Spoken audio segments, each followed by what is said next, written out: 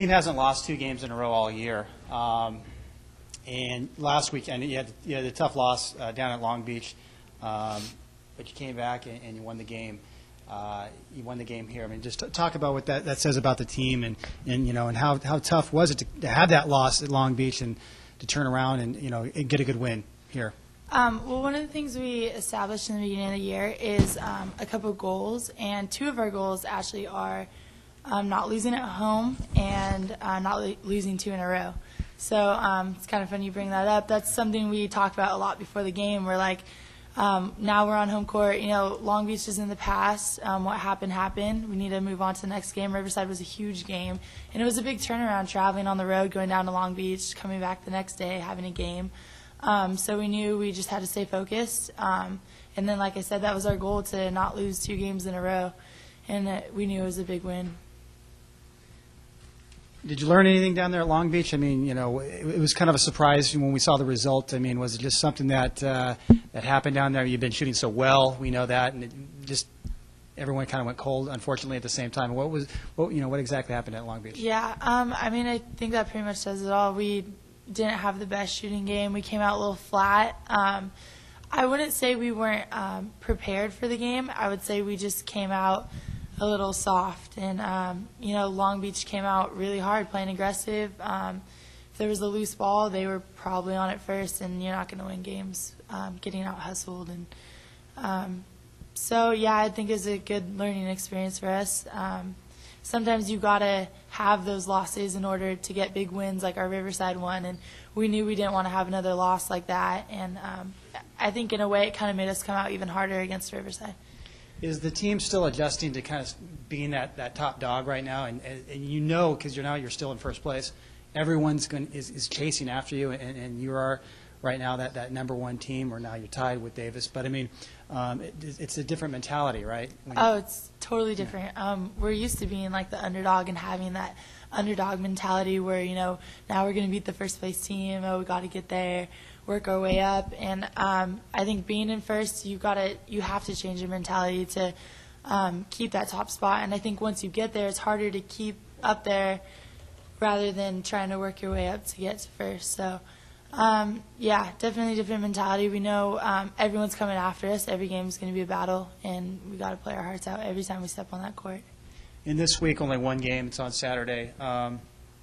It's a team that it's at the bottom of the conference that on paper you should beat.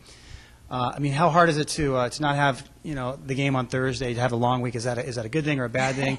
and then talk about Northridge, a team that's been struggling, and just talk about the game plan going against that team. Yeah. Well, not having a game Thursday, practice is a lot harder this week, but I think it's good for us. Keep our focus and do a lot of scout and a lot of stuff for Northridge. And like I said about all the teams, you can't take anyone lightly in this league. You never know who's going to win what game.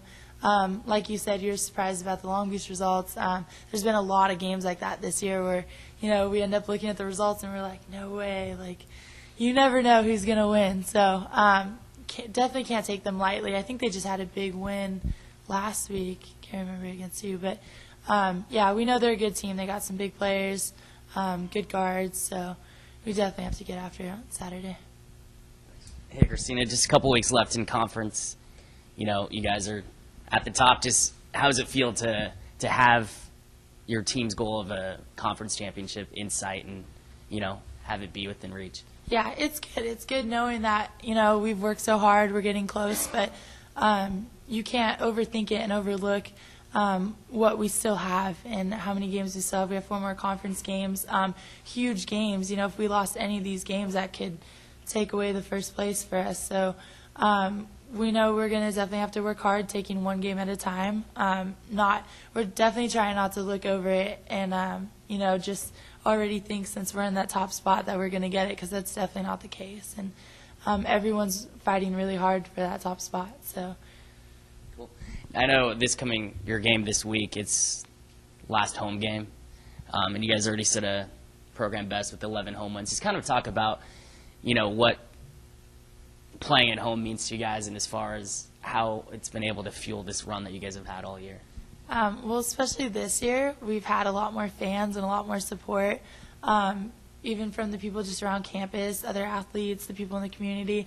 And we've worked really hard. We've done a lot of community service. We've been out there trying to get people to come to the games, and it helps us so much. I mean, I would credit a lot of, the wins, the overtime win, all that to the fans. They're awesome, and we love playing for them. And just being at home, the atmosphere, it's incredible. And even after the games, we're always looking up to the fans, thanking them, because we really couldn't do it without them. And it's so fun having more fans this year and being able to play for them, playing hard, signing autographs after the game for all the, local schools that are coming, and it's a good feeling. So being home is a great atmosphere for us.